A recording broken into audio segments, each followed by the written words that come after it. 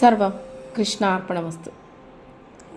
നരസിംഹത്തിൻ്റെ ക്രോധം പോലും ശാന്തമാക്കാൻ വന്ന ഭഗവാൻ ശിവന്റെ അതിശക്തമായ രൂപമേതാണ്? പ്രപഞ്ചം വിറച്ച നിമിഷത്തിൽ പ്രത്യക്ഷപ്പെട്ട ഭയാനകവും ദിവ്യവുമായ അവതാരം, അതാണ് ശരഭമൂർത്തി. ഹരായ ഭീമായ ഹരിപ്രിയായ ഭവായ ശാന്തായ പരാത്പരായ മൃഡായ രുദ്രായ വിലോചനായ നമസ്തുഭ്യം ശരഭേശ്വരായ.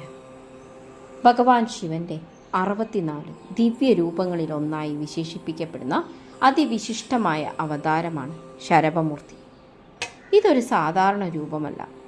പക്ഷിയുടെ ചിറകുകളും സിംഹത്തിൻ്റെ ശക്തിയും മനുഷ്യൻ്റെ ചൈതന്യവും എല്ലാം ഒന്നിച്ചുകൂടിയ അദ്ഭുത രൂപം.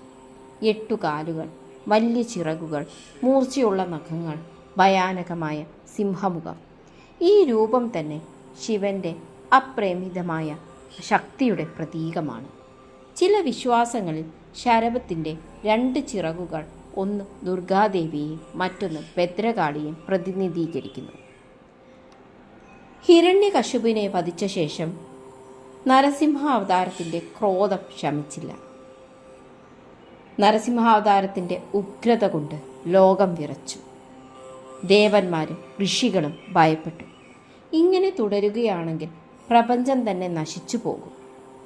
ലക്ഷ്മി ദേവിയും പ്രഹ്ലാദനും പോലും നരസിംഹാവതാരത്തെ ശാന്തനാക്കാൻ ശ്രമിച്ചു. പക്ഷെ ഫലം കണ്ടില്ല. ഒടുവിൽ എല്ലാവരും ഭഗവാൻ ശിവനെ അഭയം പ്രാപിച്ചു. അപ്പോൾ ഭഗവാൻ ശിവൻ സ്വീകരിച്ച ഒരു അത്ഭുതകരവും ഭയാനകവുമായ രൂപമാണ് ശരഭം.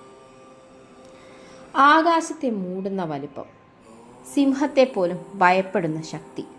ശരഭമൂർത്തി തൻ്റെ മഹത്തായ ചിറകുകൾ വിരിച്ച് നരസിംഹത്തെ പിടിച്ചു, ആകാശത്തിലേക്ക് ഉയർത്തി. നരസിംഹാവതാരത്തിൻ്റെ ഉഗ്രതയെ നിയന്ത്രിച്ചു, ശാന്തതയിലേക്ക് നയിച്ചു. ഒടുവിൽ നരസിംഹമൂർത്തി ശാന്തനായി. പ്രപഞ്ചം വീണ്ടും സമാധാനത്തിലേക്ക് തിരിച്ചു.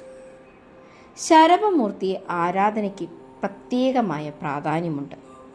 ശത്രുദോഷം മാറാൻ, ഭയങ്ങളിൽ നിന്ന് മോചനം നേടാൻ, ദീർഘകാല രോഗങ്ങൾ ശമിക്കാൻ ഈ ദിവ്യരൂപത്തെ ഭജിക്കുന്നവർക്ക് അനുഗ്രഹം ലഭിക്കും എന്നാണ് വിശ്വാസം.